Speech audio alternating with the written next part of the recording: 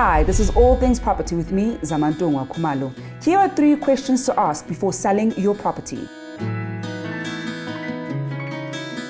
The first is, how much does it cost to sell your property? Now, fortunately, a lot of the costs associated with selling a home don't come out of pocket per se. They're actually dependent on the sale of your home. But understanding how much is going to come is very important. The second is the timeline. Are you in a rush to move out of your house? Have you sorted out alternative accommodation? Knowing what your timeline is will help you in coming up with a strategy in selling your home. And lastly, what is the condition of your property? Is it ready to move in? Is it a fixer-upper? Making minor adjustments might just help you get the price that you want for your property.